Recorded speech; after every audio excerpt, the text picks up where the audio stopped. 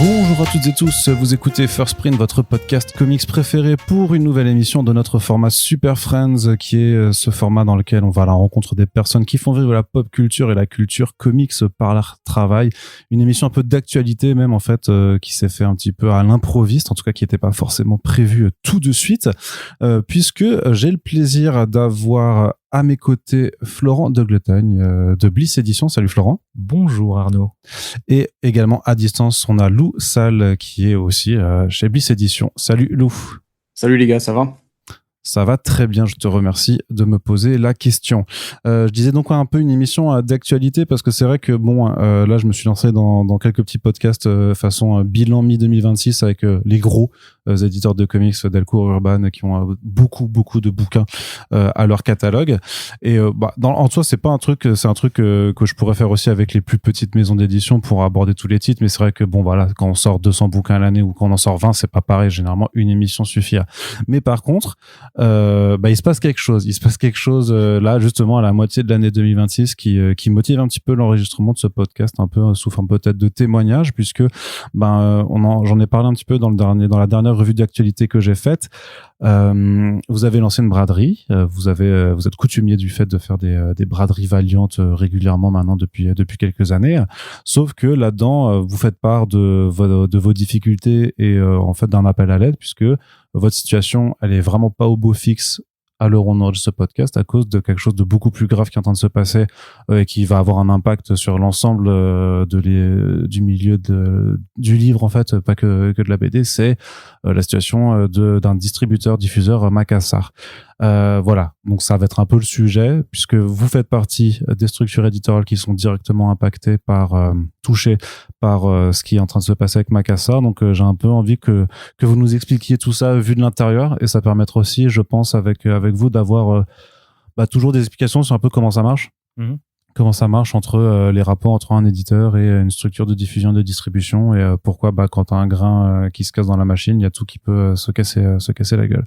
Mais avant de passer l'heure à déprimer, est-ce qu'on peut quand même un petit peu faire le point sur les 6 premiers mois avant que ça devienne vraiment relou? Comment ça se passait pour vous, Bliss? Comment ça se passait pour nous, Bliss? Tu veux parler, Lou? Non, pour l'instant je ricane un peu dans mon coin. Tu ricanes?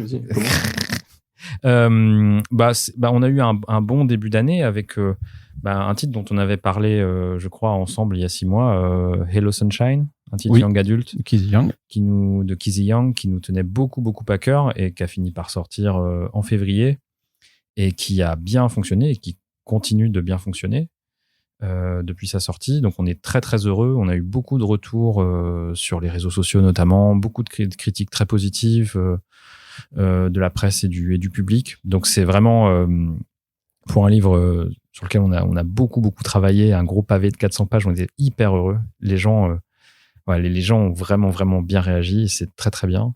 Et puis aussi le titre d'Alberto, on est très heureux. Blata. Pas tout à fait à la même échelle, mais quand même c'est un titre qui a une belle mise en place et du réassort continue dans les mois qui ont suivi. Voilà, notre première BD italienne finalement, vraiment indépendante. Et on est très content de Blata. On a eu le plaisir aussi de sortir notre titre Bad ID de la saison, Bande de barbares, qui était très cool aussi. Donc pareil, on a fait une belle mise en place. Et puis on a notre gros dossier, c'était quand même Valiant. C'est ce qui a mis en burn-out Lou ces derniers mois et semaines, puisqu'on a quand même engagé une grosse période Valiant jusqu'à juin, avec un titre Quantum and Woody en janvier, et ensuite le gros est arrivé avec un titre Ninjak en mars, puis The Valiants et Résurgence, donc en mai et juin respectivement, et un petit titre Shadowman aussi, un peu tie-in. Et c'était le gros dossier parce que c'est plus de 800 pages de BD, à bien travailler éditorialement, puisque c'est en fait notamment pour The Valiant, c'est un rassemblement, un recueil de plein de petites mini-séries qui permettent de aux nouveaux lecteurs de plonger dans l'univers, mais aussi aux anciens de redécouvrir des personnages qu'ils ont peut-être lâchés il y a quelques années. Et il a fallu qu'on travaille ça de manière cohérente. Donc on est vraiment fiers du travail éditorial qu'on a fait sur les livres. Ils sont beaux. Les gens ont répondu présent aussi sur nos campagnes de financement.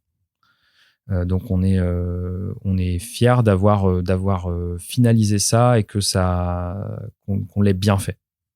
Ouais, ça fait du bien qu'on soit arrivé au bout. C'était un travail vraiment colossal où on a eu beaucoup de choses à faire, tant comme le disait Flo sur le travail éditorial et sur les choix qu'on a dû faire, même les couvertures, etc. Et tant sur la partie simplement de traduction et lettrage où c'était un gros nombre de pages avec beaucoup de texte et avec faire attention bien à pas comme on avait des mini-séries qui prenaient plusieurs personnages et tout, il fallait vraiment qu'on fasse attention à ce qu'on avait déjà traduit par le passé, qui réutilisait des termes parfois qu'on n'avait pu traduire, et il fallait retrouver la façon dont on les avait traduits sur certaines séries qu'on n'avait pas touchées depuis un bon moment. Et donc c'est vrai qu'on a eu un gros boulot là-dessus et que c'était bien d'arriver au bout, on était bien fatigués, quoi. Surtout que c'était un peu une façon de célébrer 10 ans de publication de l'univers Valiant, un peu une forme de grande fête finale. C'est ça, c'est le point d'orgue de l'univers en fait qu'on a relancé il y a 10 ans. Et je pense que ça fait très bien ce travail-là, justement, de rassembler vieux et nouveaux lecteurs et de les mener jusqu'à cet événement Résurgence qui est vraiment le clou du spectacle, quoi, le blockbuster qui est attendu. Et moi, ça on est vraiment fiers. Ce qui est difficile, c'est que on va pas trop voir la couleur du succès ou de ces livres éventuellement en librairie, mais ça on en reparlera. Mais en tout cas, les gens ont répondu présent sur Ulule et on est content, ouais. Ouais, alors, je pense qu'il faut noter, et je pense qu'il faut noter que c'est des bouquins aussi où quand on les a eus entre les mains, je veux dire en VO, on s'attendait à rien. On savait pas du tout qu'est-ce qui allait se passer parce que c'était des trucs qui avaient été faits par Alien Books, donc après le passage à demain par Valiant. Et en gros, on s'attendait à rien et on a été très agréablement surpris par la qualité de ce qu'on voyait et par ce qu'on lisait. Et ce qui est même sur la finalisation de Résurgence, ça m'a tiré ma petite larme à la fin de retrouver encore ce que j'avais déjà lu, mais de me replonger dedans à fond et de me rendre compte que la qualité était présente. Et j'ai aimé ce que je lisais, donc c'est vrai que je pense qu'il y a aussi ça qui a donné un attachement fort au bouquin, d'avoir ce côté où on avait peur que ce soit un peu la fin de Valiant et on savait pas trop où est-ce que ça allait aller avec Alien Books, et de trouver qu'en fait on retournait sur ce qui nous avait énormément plu des origines en fait de ce relaunch qu'il y avait eu en 2014, quoi. Mais est-ce que vous avez déjà un peu des plans pour la suite, tout ce qui est période Valiant Beyond, ou est-ce que, parce que c'était quelque chose dans lequel vous vouliez vous lancer, ou est-ce que Résurgence était un peu aussi une façon de boucler tout simplement cette aventure éditoriale? On voulait déjà boucler cette phase-là, le faire bien, et ensuite voir par rapport à la réception en librairie, surtout à la réception par les libraires de ça. Si on pouvait envisager d'enchaîner avec le Beyond à plus ou moins court terme. Le problème est que le marché des librairies, le marché est très compliqué, et que les mises en place, on va pas se mentir, sur tout l'événement Résurgence et The Valiant sont décevantes, sont en fait dans la continuité des titres Valiant, malheureusement, qui ont beaucoup de mal à vivre en librairie et à être juste présents sur les tables, en fait. Vraiment, c'est aussi ce problème-là. En ordre de grandeur, est-ce que tu peux me dire un peu combien ça représente une mise en place décevante par rapport à une qui aurait été de bonne facture? On aurait aimé en avoir 1000 et on en a eu 550, quoi. Ouais, et sachant qu'une mise en place à 1000 exemplaires, c'est pas non plus énorme. Voilà, c'est pas grand-chose. Et c'est des titres qui coûtent très cher, vu que c'est des grands formats cartonnés avec un beau papier, et qui sont des titres qui font... The Valiant fait 400 pages, c'est ça? 400 pages, et The Résurgence 250 pages. C'est des titres qui coûtent très cher à fabriquer.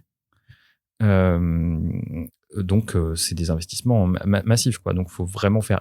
Quand on tombe sous certains seuils de production, pour les tirages, les coûts, ils explosent, quoi. Et on a réussi à maintenir quand même un tarif à 39 € pour The Valiant, je crois, et 28 ou 30 pour Résurgence, pour quand même un beau hardcover, qui ont été difficiles à tenir parce que, oui, heureusement qu'on avait le soutien des gens sur Ulule, quand même, qui ont un petit peu pérennisé le truc, mais sinon, c'est trop compliqué. Donc ça on voulait quand même faire ça dans les règles de l'art bien. Et le problème, c'est que même si on sort de l'actualité très récente là, dont on va parler, les mises en place ne nous permettent pas aujourd'hui d'assurer de faire le Valiant Beyond de manière pérenne, en fait. C'est-à-dire qu'on pourrait peut-être sortir 1 ou 2 tomes 1. Déjà, ce sont des tomes 1, ce sont des séries qui sortent. Ouais, et on sait à quel point c'est compliqué. Ouais. Et peut-être que ça pourrait sortir, mais alors la suite, je ne vois même pas comment. Et il n'y a juste pas assez de place, il n'y a pas la place sur le marché aujourd'hui. Pas dans ce format, pas en gardant la même stratégie éditoriale qu'on a fait avec Valiant. Ouais, donc faudrait peut-être même revoir même votre chart, votre fab, plein de choses différemment. Ça, c'est sûr qu'on allait changer des choses, c'est sûr, mais il faut changer là encore plus de choses, quoi. Réfléchir complètement à un autre truc. Moi, une réflexion que j'avais était éventuellement de financer ça vraiment à 100% en financement participatif. Et seulement si on dépasse un certain stade, on peut envisager une sortie librairie. C'est-à-dire, on sert d'abord Ulule, et ensuite, on peut peut-être, si ça marche vraiment très bien, on peut envisager une sortie librairie. De faire des albums qui seraient que à la souscription, en fait. C'est ça, et ce serait aussi quelque chose de groupé avec plusieurs titres d'un coup, faire une très grosse campagne Beyond. Mais on est face à un problème qui est que déjà, ça demande beaucoup de temps et d'énergie de faire ça.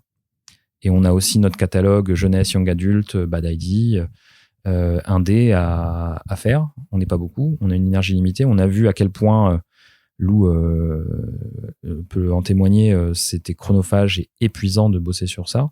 Et là, faire tout le Beyond avec toutes les différentes séries, c'est énormément de travail pour un résultat qui n'est pas assuré de fonctionner. Et on a une communauté, et c'est ça qui est un peu crève-cœur, c'est qu'on a une communauté fidèle sur Ulule, et je les en remercie beaucoup parce qu'ils sont encore là présents et présentes pour notre braderie.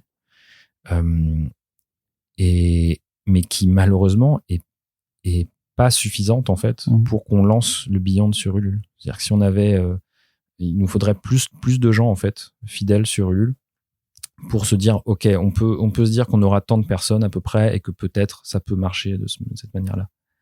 Ouais, c'est un constat qui est toujours compliqué de savoir que que t'es quand même soutenu par des gens qui te soutiennent, qui sont investis et qui prennent du plaisir en lisant vos ouvrages.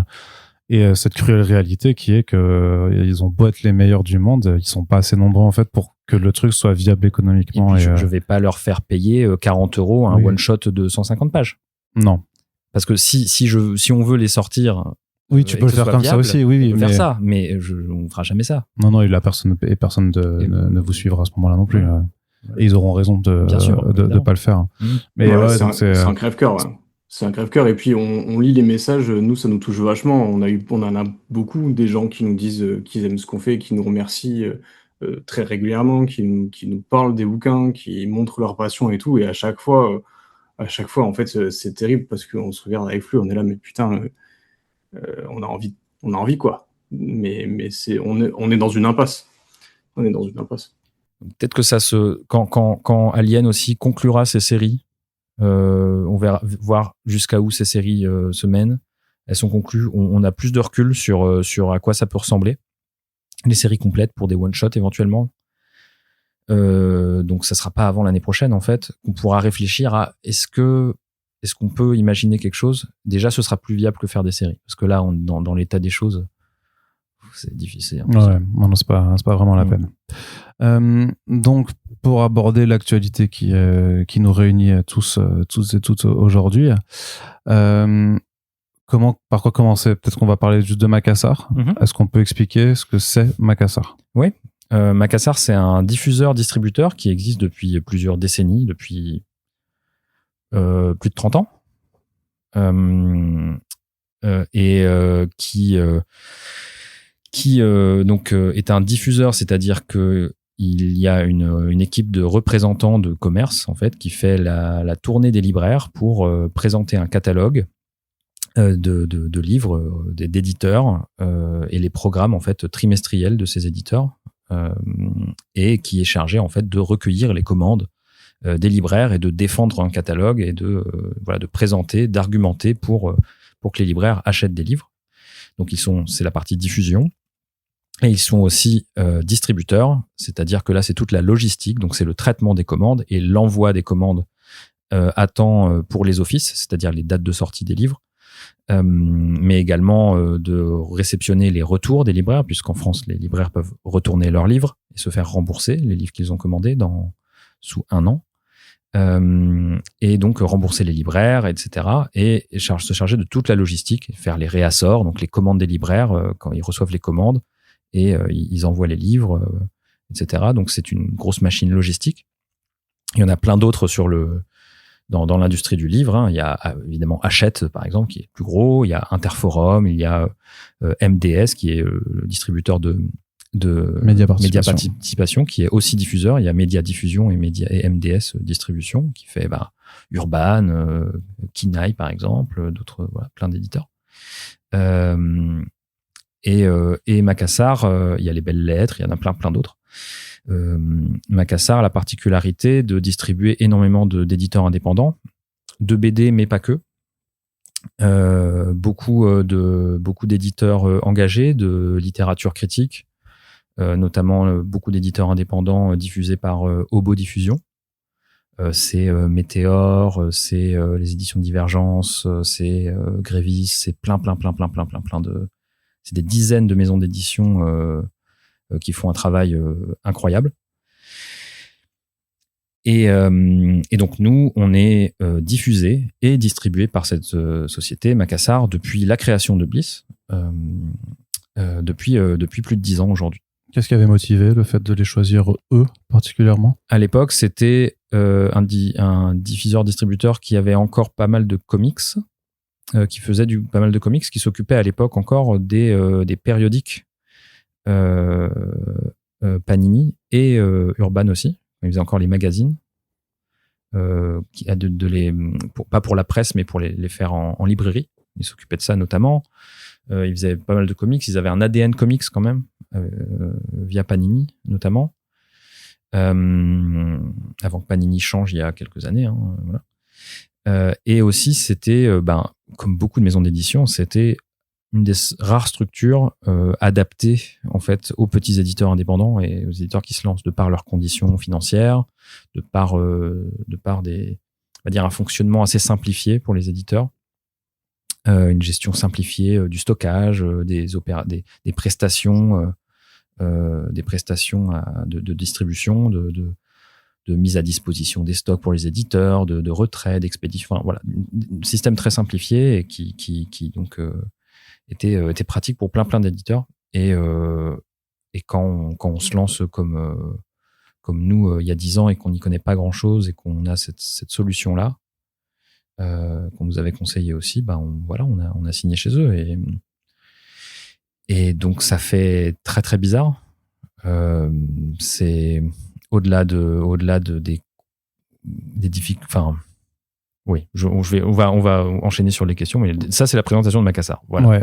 déjà. Parce que tu parles des conditions, parce que c'est aussi pour que chacun comprenne un peu qu'est-ce qu'un éditeur paye, en fait, quand il est dans une structure comme ça. C'est-à-dire que pour la diffusion, c'est quoi ? Tu payes, en gros, une prestation à l'année ou au trimestre pour que tes titres soient représentés, défendus. En fait, c'est normalement, un diffuseur, un distributeur prennent une commission sur les ventes. Donc toutes les nouveautés, tous les titres qui sont expédiés chaque mois, il y a une commission qui rémunère le travail du diffuseur, des représentants. Et pareil pour la distribution.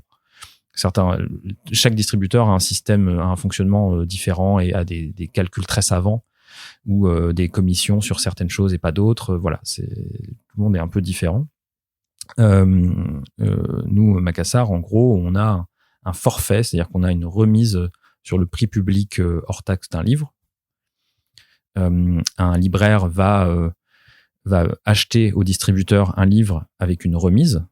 Donc il va le payer que, mettons, soit il va avoir 35, 36, 38%, 40% de réduction sur le prix de ce livre. Et lui, il va le vendre le prix public, et c'est 38, 40%, ça va être sa marge, la marge du libraire. Donc ça reste plus, vous savez qu'il reste 62% du prix du livre, quoi. Et ensuite, sur ce tarif-là, le diffuseur-distributeur prend sa commission, et nous, il nous reste une certaine somme, voilà. Qui n'est pas très élevée, mais qui intègre un peu tous les coûts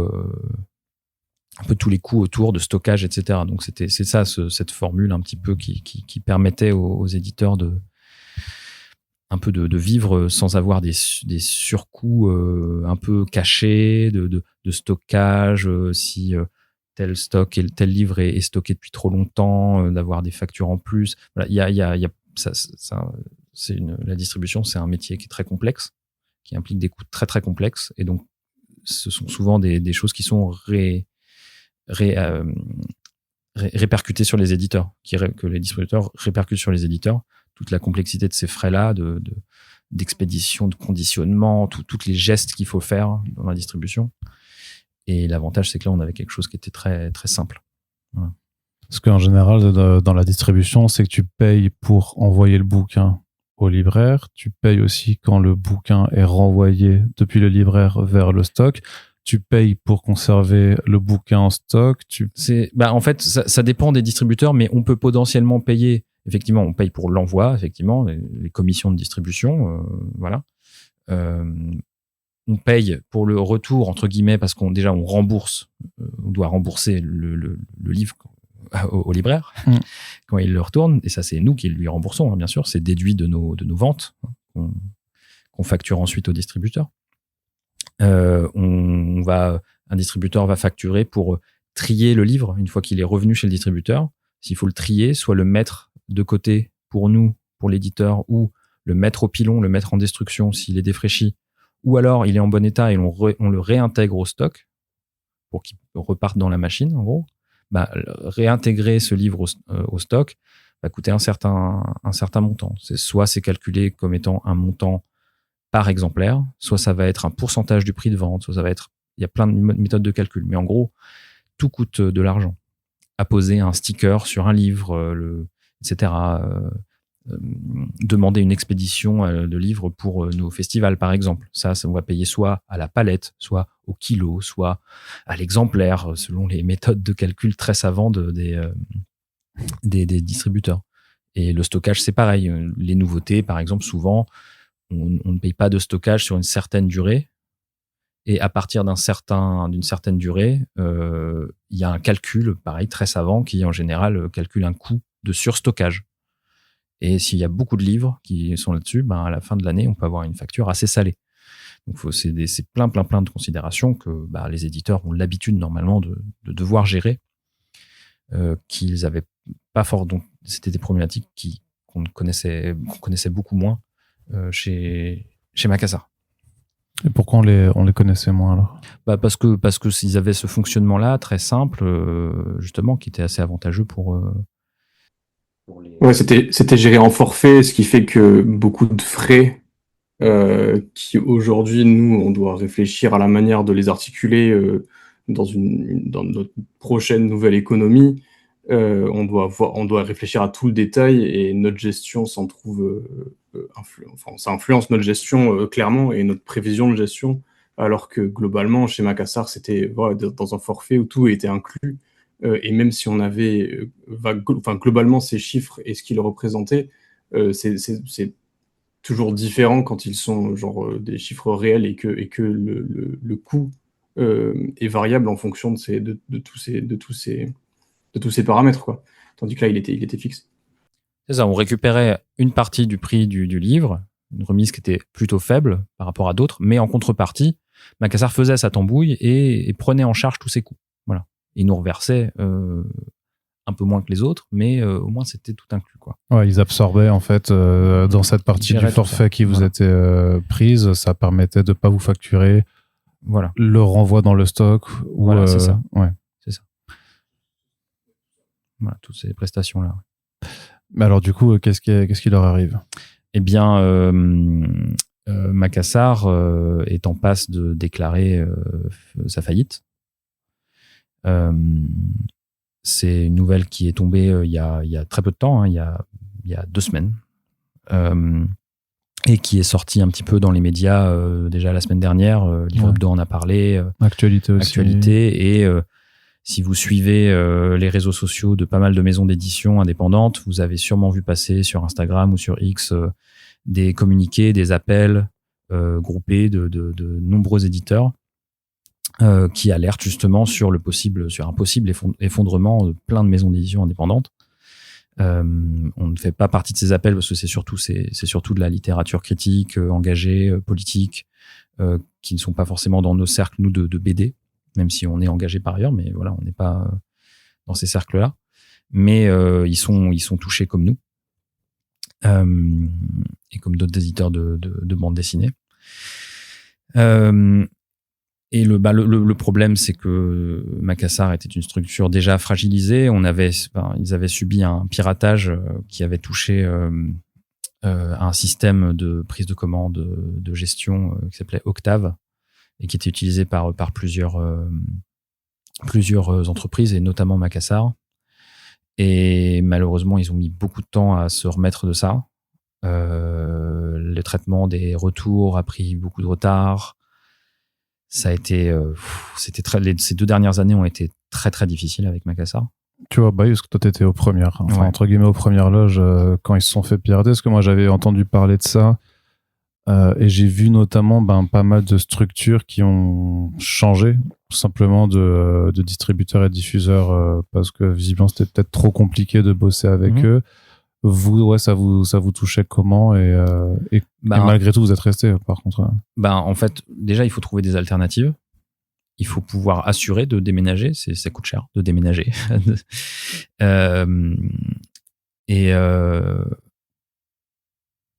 Et nous, ça nous a touché, comme tous les éditeurs Macassar, par le retard du traitement des retours. Donc on n'a pas une photographie à jour au mois près de l'état de nos ventes en réalité, puisqu'il y a des cartons chez le distributeur qui sont pas ouverts, qui sont des cartons de libraires qui ont renvoyé des titres il y a plusieurs mois, qui n'ont pas été triés, dont les avoirs n'ont pas été créés pour les libraires. Donc c'est des libraires dont Macassar doit de l'argent, dont Macassar doit des sous, doit rembourser pour ses retours. Ce que ça crée concrètement chez nous, ça crée un décalage de trésorerie où en fait, il y a l'année dernière, on n'avait pas ces retours qui étaient dans notre trésorerie, donc ces retours qu'on doit rembourser cet argent au libraire, où du coup on faisait des beaux mois, mais qui auraient été capables d'encaisser ces retours-là et qu'on doit derrière nous assumer de nombreux mois plus tard. En plus des autres retours, ce qui donne des moments où en fait on doit assumer un remboursement assez élevé de bouquins qui ont été renvoyés il y a parfois 6 mois, je sais plus, ou même plus, parce que ça de mois ça avait été, mais sur une longue période. Et c'est vrai que ça a été difficile plusieurs fois de gérer la trésorerie à cause de ce décalage-là qui venait en fait en retard nous plomber, c'était difficile de faire autrement de toute façon. À l'été 2024, au moment du piratage, le traitement des retours a été stoppé quasiment, en fait, à peu de choses près. Les libraires prévenus ont aussi cessé d'envoyer des retours, pour beaucoup, en disant on va s'en occuper quand ça sera remis en place, la machine. Sauf qu'après, ils ont renvoyé massivement. Tu vois ce que je veux dire, ils voulaient récupérer leur trésorerie aussi. Donc ils ont renvoyé massivement. Donc on se tape une vague de retours. Et donc, c'est très difficile à gérer pour un éditeur parce que la trésorerie, elle est très fluctuante, vu qu'il faut s'y prendre toujours très à l'avance, que ce soit pour imprimer pour les droits, etc. Et quand, en fait, on prévoit un peu, OK, on aura des retours de tel titre plutôt à tant de mois d'écart, ou à 1 an. Tu vois, généralement, autour d'1 an, il y a le pic de retour. Et là, ça a tout décalé, mais sans vraiment savoir où est-ce qu'on en était. Oui, parce qu'en fait, vous n'aviez pas de notification. de ces retours-là. Mais les retours qui nous sont notés sur notre relevé de vente, je sais pas, du mois de mai 2026, en fait, c'est des livres qui avaient été renvoyés par les libraires en novembre ou en octobre 2025. Oui. Donc, c'est très difficile. C'est difficile. Et il y a un effet. Donc, Macassar est en difficulté aussi parce que déjà fragilisé, il l'est encore plus du fait des faillites des libraires aussi, qui laissent du coup des dettes qui ne payent pas les libraires. Et on ne parle pas de petites librairies indépendantes, même si malheureusement il y en a beaucoup qui ferment aussi. On parle de grands groupes comme Gilbert Joseph, comme le groupe des Citres et Furet du Nord. Voilà, qui rassemble les librairies de Citres et Furet du Nord. C'est une trentaine de librairies, hein, et des grosses. C'est des Furet du Nord, c'est des petites Fnac. Hein, donc évidemment, il laisse des ardoises à tous les distributeurs de livres, c'est évident, et tout le monde en souffre. Mais les structures déjà fragilisées en souffrent encore plus. Et quand Macassar voit des factures de plusieurs centaines de milliers d'euros qui ne sont pas payés, eh bien, eux, en retour, ne peuvent pas recréditer les avoirs des libraires, ne peuvent pas payer les différents prestataires, donc un logisticien notamment qui stocke une partie des stocks des éditeurs et qui fait toutes ces prestations et le traitement des retours. D'un seul coup, ils peuvent plus les payer, et puis ils peuvent plus non plus payer les éditeurs, surtout, puisque les éditeurs sont payés à 3 mois, à 3 mois à fin de mois, on va dire. Donc les ventes de février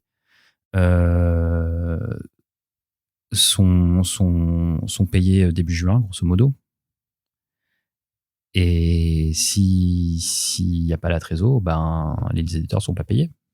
C'est le diffuseur qui s'occupe de reverser alors le distributeur qui s'occupe de reverser les sous des ventes nettes. Le distributeur, lui, il envoie, il facture les libraires et ensuite il nous envoie chaque début de mois le relevé de toutes les ventes et les retours, donc qui sont en moins. Et le net, on leur envoie une facture du montant en net de ça. Aller moins les retours et on envoie ce montant-là. Si on a fait des grosses sorties sur un mois et qu'il n'y a eu pas beaucoup de retours, ça fait des grosses sommes. Ouais. Et s'il y a du réassort sur des titres, ça peut faire des grosses sommes. Et ces montants-là, ils nous les payent à 3 mois. Pourquoi ? Parce que les libraires payent à 2 mois. Et ensuite, une fois que les libraires ont payé, Macassar, le distributeur, a la trésorerie pour payer ensuite l'éditeur, quoi. Donc nous, on arrive en dernier dans la chaîne, quoi. On est les derniers payés. Parce que du coup, si on est les derniers payés, mais qu'il y a plein de gens qui n'ont pas payé avant, on ne sera jamais payé, du coup. Ouais. Et le fait est que tous les éditeurs de Macassar ont des créances, possèdent des créances chez eux. C'est-à-dire que Macassar doit de l'argent à tous les éditeurs. Parce que ça fait plusieurs mois. Ces derniers mois, les factures ne sont pas encore arrivées à échéance. Les derniers mois de vente, ils arriveront à échéance cet été, où il y en a certaines qui sont déjà à échéance et qui ne sont pas encore réglées. Et si Macassar fait faillite, eh bien, ils ne seront jamais réglés.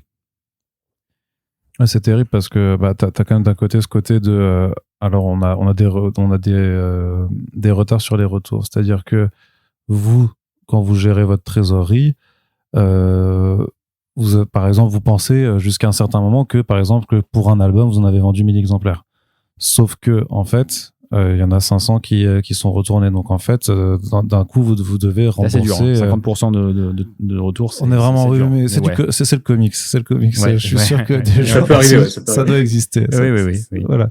Donc, non, mais admettons que ce soit que 20%, mais voilà, disons que par rapport à la trésorerie que tu as et au chiffre d'affaires que tu penses faire ou avoir fait, d'un coup, on te dit, en fait, non, il y en a 20%, en fait, va falloir le rembourser. Et ça, tu le sais que, effectivement, ça, comme tu le sais pas, tu le sais avec 6 mois de retard, par rapport à ton prévisionnel, j'imagine, oui, que tu dois faire tout de suite, tu dois être beaucoup plus flexible que tu dois déjà l'être, alors. Oui, on prévoit toujours, il y a toujours des retours, donc on prévoit ça dans les budgets. Le problème, c'est que là, il y a un tel décalage entre les retours et les commandes que, on a du réassort sur un titre, par exemple, mais si ça se trouve, il y a autant de libraires sur le même mois qui ont envoyé plein de retours, mais on ne le sait pas. On le saura que dans 6 mois.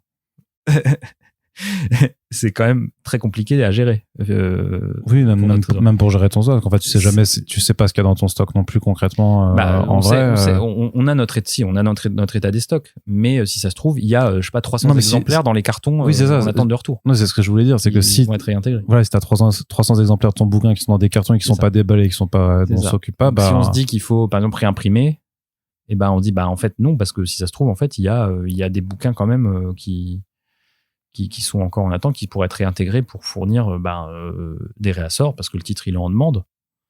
Et peut-être il y a des retours qui pourront fournir cette demande, mais on ne saura jamais, et on ne saura vraisemblablement jamais à ce stade. Donc évidemment, tous les éditeurs sont touchés, et c'est 100 et quelques maisons d'édition, enfin c'est énorme. Et la plupart sont quand même petites. Et s'ils ont eu des belles sorties et des belles ventes ces derniers mois, et ça fait des ardoises très très grosses, très très grosses. Je voyais Bande détournée. Je voyais Bande détournée, je voyais Tiens BD sur Instagram dire que Macassar leur devait 180 000 euros. Ouais, ce qui est énorme en termes de. C'est absolument colossal. Disons que heureusement que Macassar ne doit pas 180 000 euros. Sinon, on serait peut-être pas là à discuter ce soir, tu vois. On serait peut-être en train de chialer. On serait en train de chercher du travail, probablement, oui. Voilà, par exemple, en train de faire nos CV. Oui, c'est parce que c'est ça. C'est vu que les règlements sont à 3 mois, c'est-à-dire que toutes les ventes faites ce printemps, et je sais que Bande détournée, ils ont fait leur cahier de vacances anticapitalistes. Enfin, ils ont. Il y a les Coco n'aiment pas le capitalisme, tout ça. Enfin, ils font plein de BD humoristiques et engagés. Qui sont sortis là, du coup, et qui ont connu un certain succès en plus. Donc, en fait, vraisemblablement. Enfin, je veux dire, si on parle franchement, c'est que une opinion personnelle ou quoi, mais bon, vraisemblablement, les libraires, sachant que Macassar, certains libraires ont des retours en attente chez Macassar, donc ne vont probablement ne pas payer les factures qu'ils doivent à Macassar. Et s'ils vendent les livres qu'ils ont commandés auprès de Macassar, qui viennent de sortir, les éditeurs ne verront jamais la couleur de cet argent. Ils ont commandé des livres, les libraires, à Macassar. Macassar ne paiera jamais les éditeurs pour ces livres-là. Ces livres sortis en mai, juin, même en avril, même avant. Nous, on a une partie de nos ventes de février qui ont été payées. Et au-delà, non. Oui, parce qu'en fait, quand le libraire vend le bouquin qu'il a acheté au distributeur, en fait, là, les sous qu'il touche vont dans sa trésorerie directement, mais et à 60 jours, une fois qu'il l'a commandé, à 60 jours, il doit payer le distributeur. Il doit payer sa facture. Il la paye pas à réception, les livres. Il les paye pas à réception. D'accord. Il les paye un peu plus tard. Mais si le distributeur n'est plus là, ils n'ont pas de raison de vouloir leur régler les sous. Et c'est un problème, c'est qu'une fois qu'on sait qu'un distributeur est en difficulté ou va faire faillite, il y en a plein qui disent moi je commande plus rien, je paye, je bloque les factures. De toute façon, vous me devez des sous parce que j'ai envoyé plein de bouquins. Voilà. Après, tout le monde joue sa survie et essaie de gratter ce qu'il peut gratter, quoi, pour survivre. Mais ça crée un effet domino, boule de neige, tu l'appelles comme tu veux, qui est un peu cataclysmique, puisque ça touche tout le monde, finalement. Mais vous pensez que ça part alors de ce qui a touché ces gros groupes que sont Gibert et Furet du Nord, puisque eux, effectivement, vu qu'ils se sont mis en redressement judiciaire, c'est-à-dire que ça a gelé, parce que c'est une mesure de protection pour justement pour renflouer leurs comptes, mais ça veut dire que instantanément, en fait, effectivement, tous les flux sont gelés, c'est-à-dire que ils peuvent plus commander de leur côté quoi que ce soit, mais de leur côté, leurs dettes sont bloquées aussi. Tout à fait. Non, ce que je veux dire, c'était que oui, c'est que en fait tous les sous qui devaient aux distributeurs en fait ne leur ont pas été envoyés parce qu'ils sont bloqués par la décision de justice. Oui, il doit y avoir un truc comme ça. Je suis pas dans les arcanes de ces trucs-là, mais bon, il y a un délire comme ça, quoi. Oui. Ils ont de toute façon, c'est quelque chose qui est multifactoriel. Oui, très probablement que ça a énormément impacté la situation récente de Macassar, mais on est quand même dans 2 années de suite où le marché du livre il diminue, et beaucoup, couplé avec l'été dernier le piratage d'Octave qui leur a fait énormément de mal. C'était il y a 2 ans, hein. On l'oublie, mais c'était il y a 2 ans. Hein. Il y a 2 ans en 2024. Déjà c'était été 2024. On en paye encore le prix 2 ans plus tard, c'est terrible. Et en plus, en fait, je pense que globalement, tous ces éléments font que ce que peut-être Macassar aurait pu absorber pour temporiser et survivre, il y a de cela quelques années avant ça, ou en tout cas, s'il n'y avait pas eu tous ces éléments, c'est probablement la goutte d'eau, quoi, qui est un sacré saut au final. Mais tu vois ce que je veux dire? Oui, ça a probablement entraîné la chute, mais l'équilibre était déjà précaire. Oui, et puis après, on a parlé des coûts, de tous les nombreux coûts de logistique, etc., de distribution, qui n'étaient pas forcément répercutés, que Macassar a absorbé, qui ont explosé ces dernières années. Aussi les frais de port, tout ça, ça coûte plus cher. Même les fournitures, hein, le papier, les cartons, ça coûte cher. C'est bête. La bourre, ça coûte cher. Tout ça, toutes ces choses-là, mises bout à bout, le marché qui est fragilisé, le fait que les libraires commandent moins ou commandent un peu au goutte à goutte aussi. Ils vont commander un exemplaire. S'ils le vendent, peut-être ils en recommandent un autre. Tout ça, ça fait des frais de port gigantesques, en fait. Alors qu'avant, peut-être, il y a des années, les libraires faisaient plus des offices un peu plus gros, et avaient la place et le temps, peut-être, et la trésorerie aussi de faire des offices plus gros. Et aujourd'hui, c'est plus, ok, je t'en prends 2. Si je vends les 2, peut-être je t'en reprends 1. Et puis, ton tome 2, j'en ai vendu 4. Ton tome 2, je vais t'en prendre 2. Et voilà. Ça fait des tout petites colis qui, je pense, les coûts de distribution, à mon avis, pareil, je ne suis pas dans les arcanes des distributeurs, mais je pense que les coûts de distribution ont explosé aussi ces dernières années. C'est très compliqué. Et de toute façon, c'est quelque chose qui se ressent beaucoup. Je pense que c'est beaucoup lié à au fait que les gens ont plus de sous. Enfin, genre, ils ont plus de thunes, quoi. Les gens peuvent pas acheter des livres et ça se sent.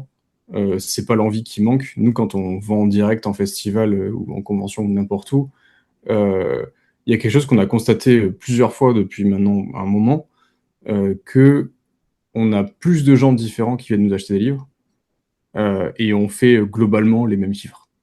Parce que les gens achètent moins d'un coup. Ils ont plus les thunes. Ça m'est arrivé sur le premier Angoulême où j'accompagne Florent, il y a un gars qui nous a acheté, à qui j'ai vendu l'intégrale Harbinger plus Imperium et Toyorada dans le gros coffret à genre 150 balles. Il avait jamais lu Valiant.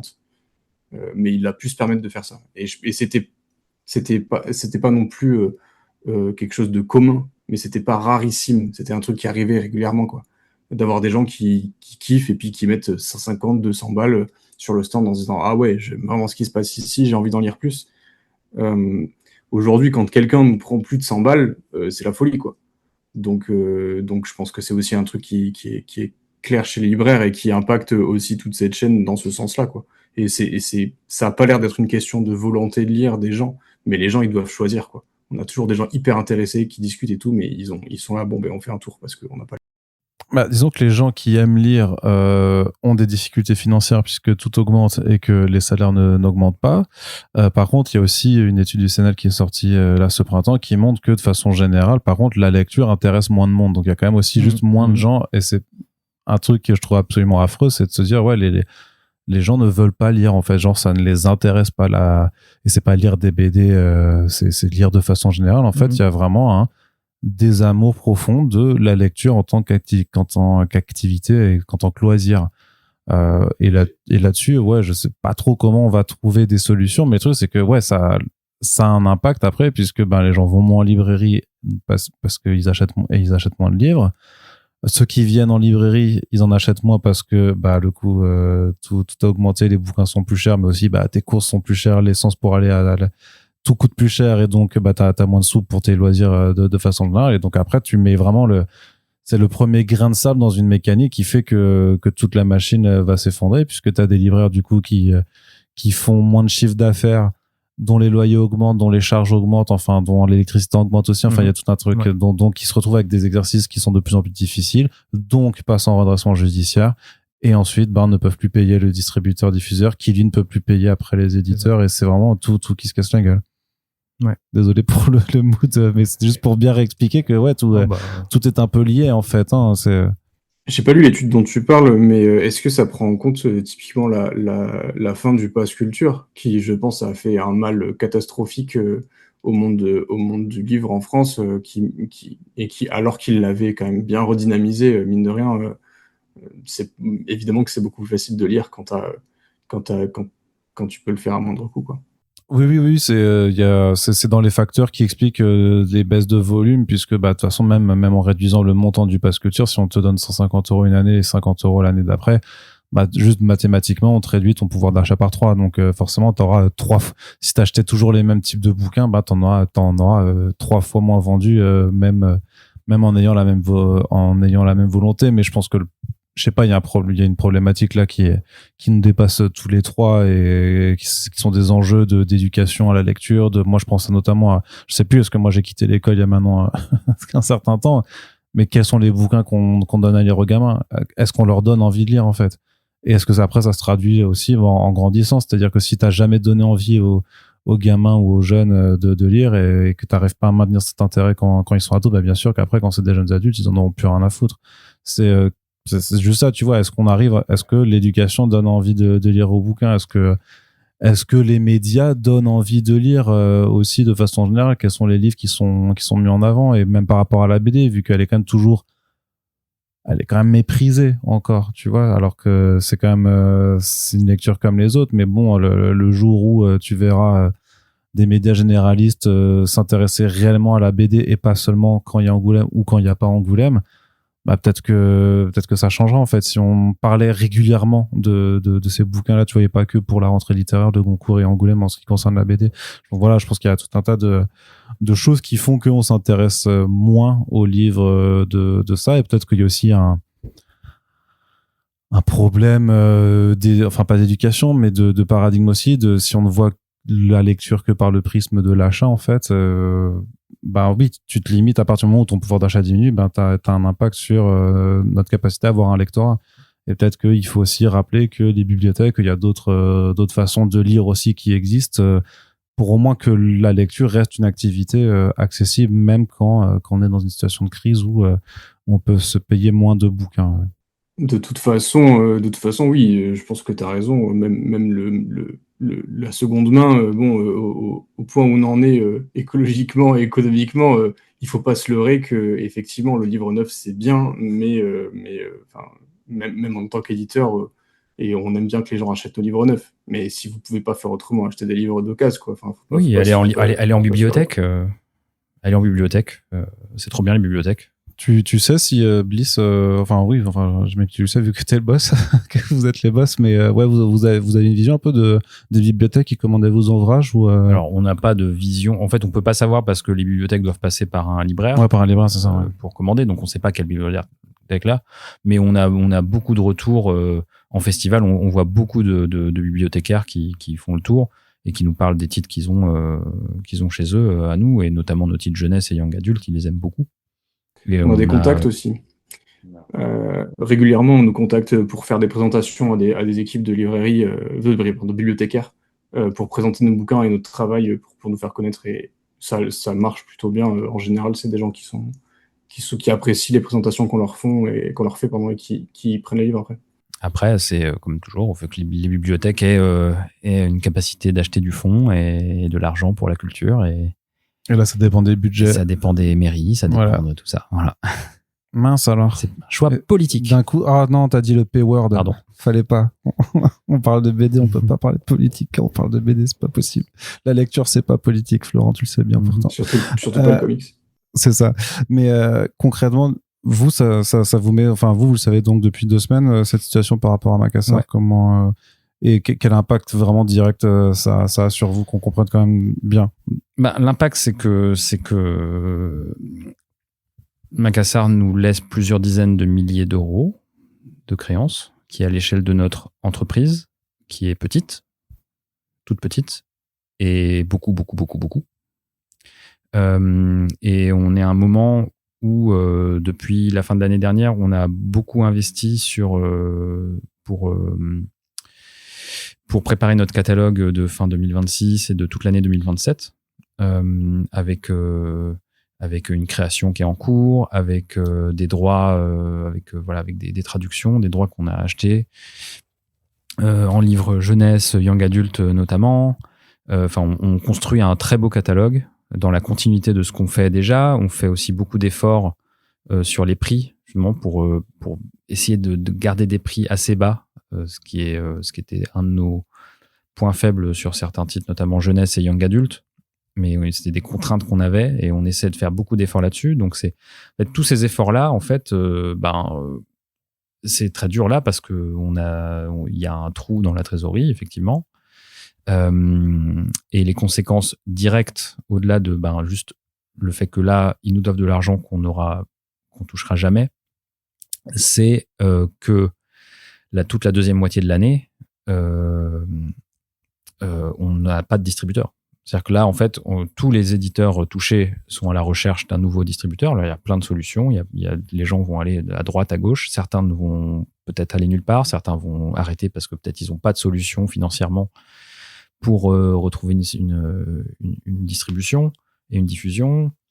Ça, je sais pas. Il y a des situations très, très diverses parmi les éditeurs. Moi, je peux parler en ce qui nous concerne. Mmh.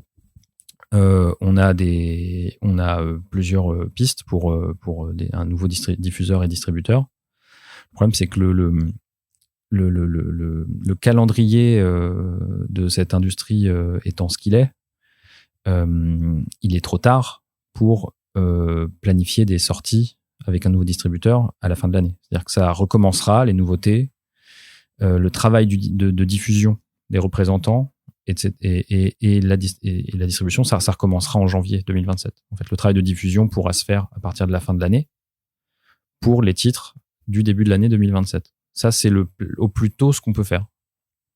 Mais dans l'intervalle, nous, en fait, le problème, c'est qu'on a tout un calendrier de sortie du second semestre. On avait des choses tout début juillet, un titre fin août, 2 titres en septembre, 3 titres en octobre, 4 même. Et tout ça, le troisième trimestre 2026, c'est sûr que il n'a pas été travaillé par Macassar en diffusion, parce que c'était le programme de titres qu'ils étaient en train de faire, qu'ils commençaient tout juste à travailler en librairie. Donc en fait, on n'a pas du tout de commandes passées sur ces titres-là. Et donc, tous ces livres-là, ils vont être reportés chez notre nouveau diffuseur-distributeur. En fait. On va le représenter, on va refaire un programme au premier trimestre 2027 avec, peut-être qu'on modifiera des choses, peut-être qu'il y a d'autres qu'on reportera un peu plus tard, je ne sais pas, mais on va représenter ces titres-là décalés d'un trimestre. Donc, on loupe Noël, quoi. On loupe toute la fin d'année, ce qui est évidemment très dur parce que c'est des gros enjeux à la fin de l'année. Pour les éditeurs indépendants, c'est des gros enjeux qui sont toujours très calculés parce que il y a aussi des gros risques, parce qu'il y a tellement de choses qui sortent à la fin de l'année. Mais en général, justement, on essaie d'avoir des choses qui sont assez solides, qui sont mesurées, des choses qui peuvent bien fonctionner, des coffrets, des choses cadeaux aussi, etc. C'est aussi la période de l'année où on met en avant tout notre fond de catalogue. Et là, on sait pas du tout.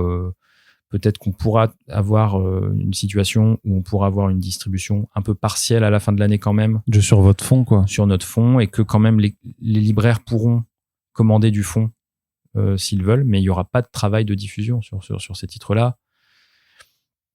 Donc c'est très compliqué pour en fait les 6 prochains mois, quoi, les 5 prochains mois. On reprendra, on est sûr qu'on reprendra une activité de diffusion-distribution. On a notre programme de toute façon sur lequel on travaille déjà. On a une année 27 qui est bien remplie déjà.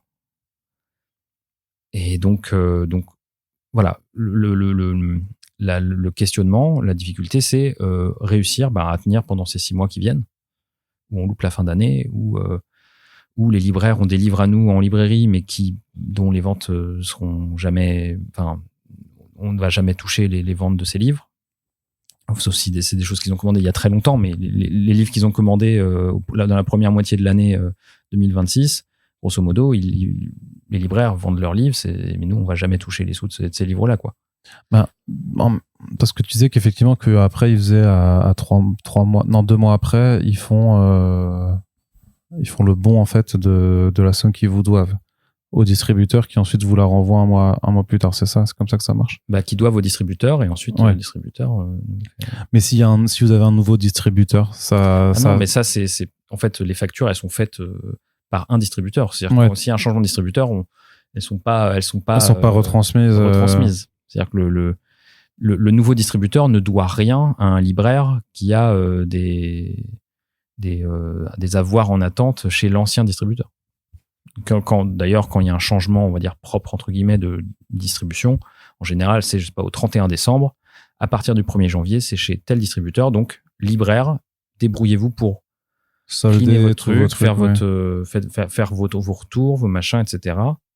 avant, et on repart neuf, quoi. Ouais, c'est ça. Voilà, il n'y a pas... Non, les libraires... Nous, on s'assoit sur l'argent que Macassar nous doit. Les libraires vont s'asseoir sur l'argent que Macassar leur doit. Macassar s'assoit sur l'argent que les libraires qui ont fait faillite leur ont pas payé, etc. Et c'est un effet un peu domino, quoi. Tu vois.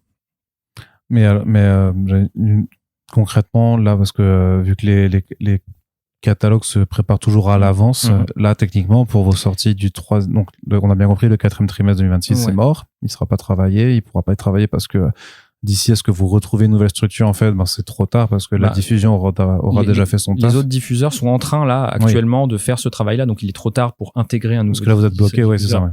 Les réunions éditoriales sur lesquelles on présente le programme, etc., ont été faites il y a un mois, si vous. On ne peut plus intégrer ces programmes-là. Mais ça veut dire que par contre, donc c'est les titres effectivement d'octobre, novembre, décembre. Et pour le 3e trimestre, donc ce qui est juillet, août, septembre, cela avait été travaillé. Oui. Et donc, il y avait eu des commandes enfin, j'imagine quand même que des libraires avaient commandé des bouquins pour ça. Et pour cela, comment ça se passe, du coup? Ça, en fait, ces commandes-là, soit on peut réussir à les faire honorer par la nouvelle structure qu'on trouverait. Mais rien n'est sûr.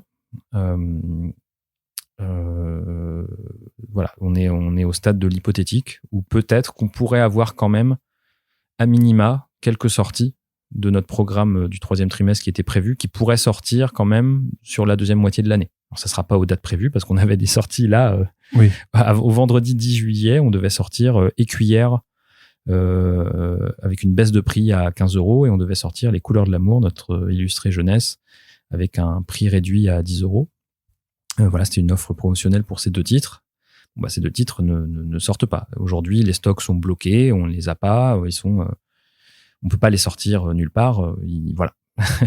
Mais ces choses-là, peut-être qu'on va pouvoir les faire quand même expédier par la nouvelle structure qu'on trouverait. Mais voilà, rien n'est sûr. Et je pense que c'est la même problématique pour tous les éditeurs. C'est-à-dire qu'ils se retrouvent avec ces livres qui sortent au 3e trimestre, à essayer de les, quand même d'avoir ces commandes-là et de les assurer. Mais c'est un peu une course contre la montre. Voilà.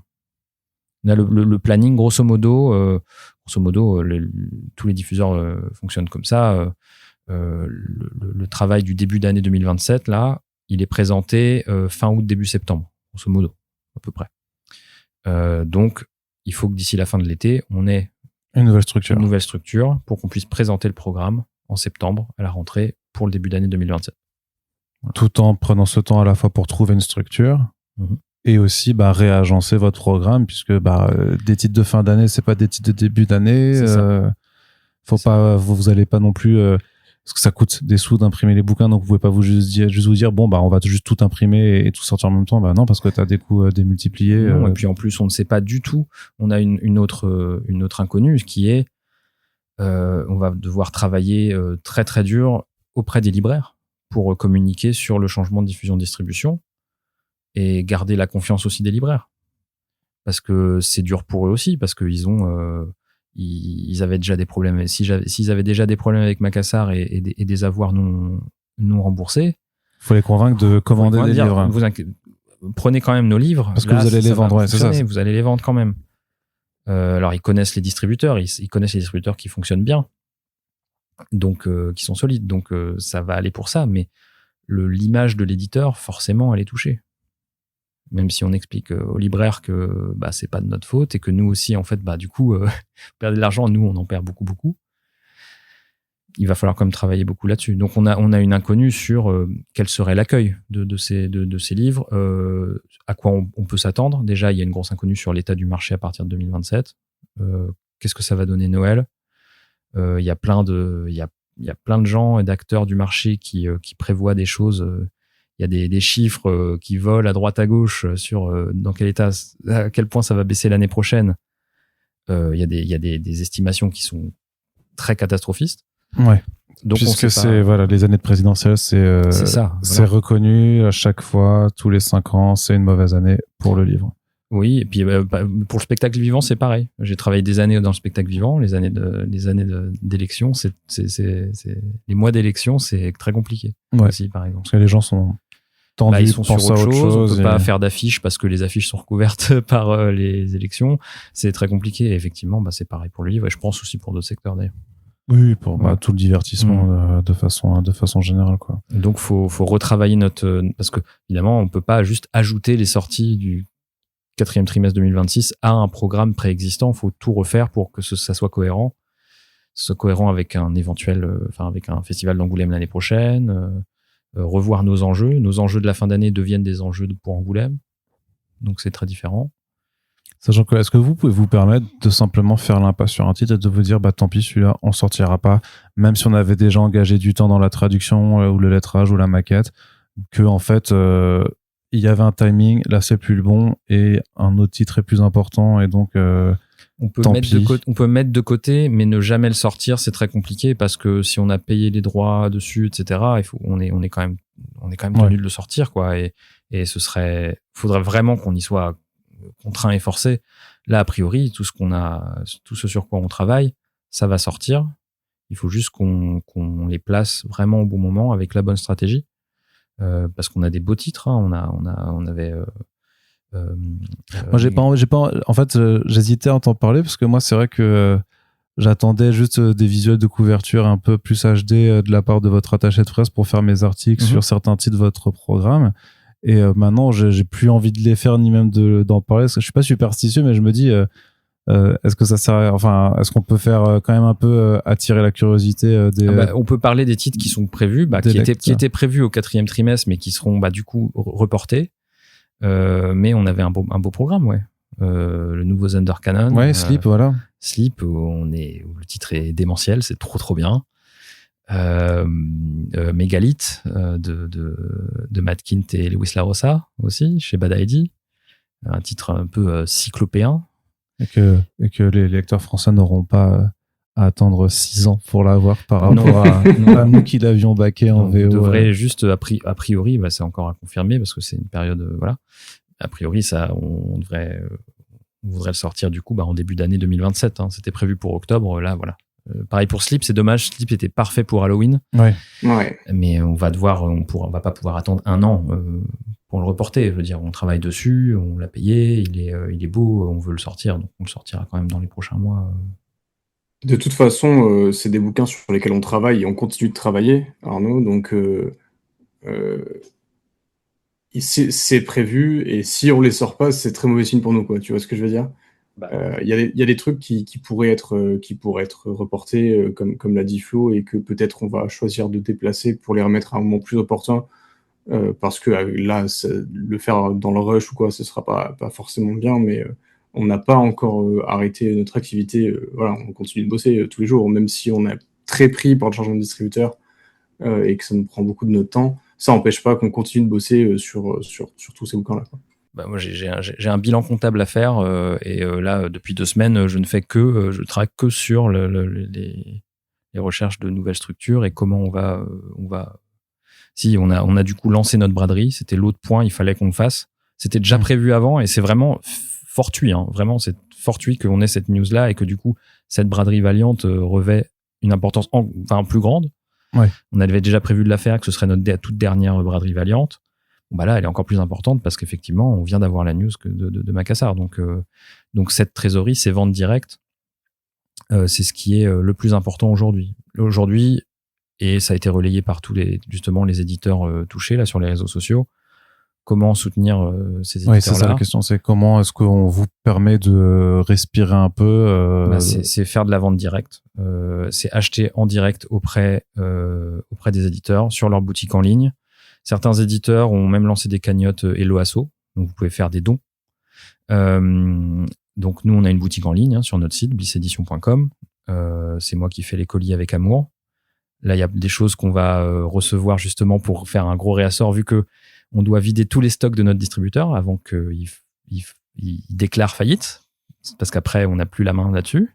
Parce que s'il déclare faillite alors qu'il y a encore des bouquins là-bas, en fait, c'est un peu l'inconnu. Ça me rappelle le truc de Diamond, en fait. Oui, en fait, il y a un mandataire qui est nommé et qui, en fait, prend les rênes ensuite de la boîte. Et après, normalement, ça se débloque puisque les stocks ne sont pas la propriété du distributeur, reste la propriété des éditeurs. Mais pour ce qui est d'organiser, récupérer nos stocks le plus vite possible pour qu'on puisse nous vendre en direct, pour qu'on puisse les sécuriser pour les envoyer ensuite à un nouveau distributeur. Là, ça se fait toute cette semaine et on est là-dessus. Donc là, notre boutique en ligne, on l'espère, la semaine prochaine, on va recevoir, j'ai prévu de recevoir 500 bouquins chez moi pour avoir assez de titres et tenir et pouvoir aussi assurer des festivals et faire de la vente directe. Donc ça, c'est hyper important parce que la vente directe, on touche tout le prix du livre, à l'exception des petites commissions des plateformes en ligne ou quoi, ou de Ulule. Mais voilà, c'est vraiment tout dans notre poche. Donc c'est hyper important. Je le répète, c'est vraiment hyper important. On touche vraiment plus de 2 fois plus sur chaque livre vendu que un livre vendu en librairie. Donc et je dis pas ça contre les libraires, c'est juste que là, dans les prochains mois, on est vraiment dans le mode, il faut nous soutenir directement. Oui, et puis de toute façon, les campagnes que vous faisiez depuis post 2020 avaient toujours aussi cette explication très claire de dire que les bouquins allaient sortir en librairie, mais vous faisiez ces campagnes avec un certain nombre de précommandes parce que c'était en gros ce qui vous permettait d'avoir une trésorerie directement aussi pour pouvoir faire continuer de tourner la machine. C'est ça. Et donc faut soutenir en direct. Même sur la braderie, si vous avez déjà tous les titres, donc on a notre braderie Valiant qui est en ce moment sur Ulule. Si vous avez déjà tous les livres Valiant, et je vous en remercie, vous pouvez donner aussi. Il y a un don libre. Une contrepartie libre à la fin. Contrepartie don libre. Donc vous pouvez donner aussi si vous le souhaitez. On n'est pas spécialement pour ça, mais si vous avez envie de nous soutenir, vous pouvez le faire sans contrepartie. Et on a aussi à partir de la rentrée beaucoup de festivals prévus. Et ça va être d'autant plus essentiel qu'on y soit. On aura très certainement des invités en plus, pas forcément à tous, mais on a prévu quand même un beau programme. On ne sait pas si on pourra tenir tous les programmes de tournée qu'on voulait faire parce que on va devoir un petit peu réduire les coûts, donc on va voir ce qu'on peut faire, mais on devrait avoir, on aura les autrices notamment de la bibliothèque des souvenirs sur une période, je pense, assez longue en tournée et sur plusieurs festivals. Et on nous retrouve à Gribouillis à Bordeaux en septembre, à Hypermonde à Bordeaux, Mérignac aussi. Et on nous retrouvera à Quai des Bulles à Saint-Malo début octobre, à la Wicon à Montreuil, au Salon du Livre Jeunesse de Paris-Montreuil, peut-être à SoBD à Paris, à voir. Mais en tout cas, on est un peu en mode là, il va falloir peut-être... Si t'es et à Montreuil et à SoBD, tu seras au First Print Awards, alors j'espère. C'est juste entré, tu viendras le soir même. En tout cas, voir comment on va s'organiser, mais ça sera nécessaire en fait qu'on soit le week-end sur le pied de grue pour être en festival. Et c'est une période, c'est la période la plus riche en festival pour nous cette fin d'année, et elle sera d'autant plus importante qu'il va falloir qu'on booste ça. Donc voilà, ça c'est c'est comme ça qu'on va en gros tenir, puis on va faire le dos rond, de toute façon, on est... et là c'est une épreuve de résilience pour toutes les maisons d'édition concernées. C'est ça, on fait le dos rond, nous on continue à travailler tout de même, on n'est pas en pause, on continue à travailler sur les titres. Nos titres du 3e trimestre, de toute façon, étaient prêts à partir à l'impression. Donc là on attend de voir comment on peut gérer ça pour les envoyer. Heureusement qu'on les a pas envoyés tout de suite, parce que voilà, c'est un engagement. Mais tout ça, c'est prêt. On travaille d'arrache-pied là sur les titres du 4e trimestre. On continue. Donc, ils seront prêts, etc. On continue ce travail-là de production. Donc ouais, on en profite pour ça et puis pour avancer sur les la vente en direct et et puis à partir de septembre, de toute façon, on va déjà retravailler avec probablement un nouveau diffuseur. Une structure, ouais. Donc, on l'annoncera. De toute façon, ce sera annoncé partout en librairie. La reprise en diffusion de distribution, quel partenaire on aura. Donc, on avance vite. Hein. Ça va se décider très, très, très, très vite. Oui, là, du coup, ça va être un été très chargé. Alors, ça va même être une semaine très chargée. Hein. On doit un peu tout décider quasiment là, d'ici là. Ouais. C'est pour ça que c'est très, très dur pour les éditeurs qui sont pas du tout confrontés à... ceux qui étaient là depuis installés. Qui disent, bon, là, en 2 semaines, il faut trouver un nouveau truc. Ouais. Il faut débarrasser nos stocks et nous, on a quand même 20 000 bouquins à déménager. Et puis, il faut payer le transport, tout ça, machin. C'est rigolo. Ouais, ça va être assez costaud. Très bien. Vous avez compris. Du coup, c'est drôle de bilan perspective, mais bon, voilà, les perspectives, elles sont quand même là. C'est un caillou dans la chaussure, mais le caillou, il se dégage de la chaussure, donc la marche n'est pas finie. Hein, c'est ça quand même ce qu'il faut retenir. Et effectivement, c'est juste une question de faire, d'être un peu résilient par rapport à ces difficultés qui, comme on l'a dit dans ce podcast aussi, touchent énormément de monde, en fait, beaucoup de gens concernés. Nous, forcément, on reçoit Bliss parce que c'est de la BD, c'est du comics, donc c'est notre ligne édito, mais j'ose espérer que d'autres acteurs du média, du livre, donneront aussi la parole aux autres maisons d'édition concernées par tout ça, quoi. Et après, moi, idéalement, dans un monde idéal, l'État prendrait les choses en main et injecterait des sous pour aider en fait le circuit. Moi, je pense que je comprends pas pourquoi il n'y a pas déjà des sommes qui ont été débloquées pour empêcher les faillites de groupes de libraires comme Furet du Nord, comme Gibert, ou même pour sauver un acteur de la diffusion, de distribution. Mais là, comme dit, ce sont des choses qui ne sont pas de mon ressort. Non, c'est pas entre nos mains. Moi, je voulais moi finir quand même pour envoyer de la force à d'autres éditeurs, ceux qu'on a vu un peu ces derniers jours, qui se démènent comme nous pour trouver des solutions et des nouvelles structures. Les Rêveurs, Uppercut, Jargil, Alif Bata, qui est un éditeur de BD très engagé, de BD en langue arabe, qui est formidable, qui est chez Macassar aussi. J'en oublie plein. J'ai dit Uppercut, oui. Ouais, Uppercut. Il y en a plein, et puis du côté littérature, il y en a beaucoup aussi. Crise et critique, édition Daron, La dispute entre Monde, édition Les Étacs, édition Gauthier, Grévis, que j'avais cité, Ici-bas, Lundi matin, même pas mal, Météore, Nada, bien sûr, on les salue, Premier matin de novembre, Prairial, il y en a plein. Oui, il y en a plus de centaines. La variation aussi, Grévis. Il y a tout cela à soutenir. Il faut soutenir, aller sur les cagnottes, aller les voir en festival, aller découvrir leur catalogue sur leur site, sur leur boutique en ligne. Les prochains mois vont être décisifs pour ces maisons-là. Nous, on est confiants parce que de toute façon, c'est notre bateau, on l'amène et on va y arriver. Hein, de toute façon, on va y arriver. Et on a aussi la chance, entre guillemets, de pas avoir eu des très grosses sorties ces 2-3 derniers mois. C'était soit des livres en baisse de prix, un prix promo, ou alors des sorties notamment Valiant qu'on a principalement financées sur Ulule. Donc la part des ventes en librairie était moindre. Et ça nous a quelque part sauvés. Si on avait mis ces ventes, des grosses sorties à ce moment-là.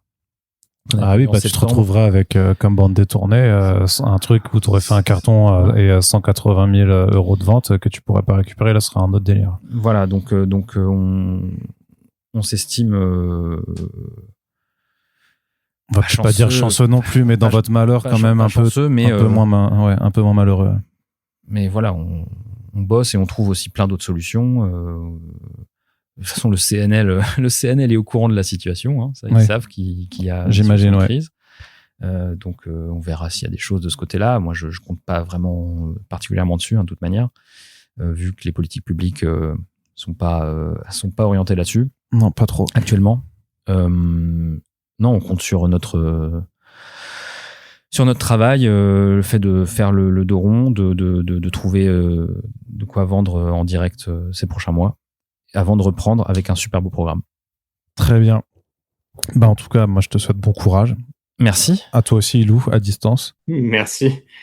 Et si la situation vous intéresse, n'hésitez pas à vous renseigner. Comme dit, il y a d'autres médias aussi qui vont en parler. J'imagine que ça va faire plus de bruit à mesure que la crise évolue au cours du temps. Mais en tout cas, donc, vous avez les liens dans la description de ce podcast pour aller faire un tour sur la dernière braderie Valiant de Bliss ou aller directement sur leur site internet pour aller découvrir l'ensemble de leur catalogue si vous voulez les soutenir.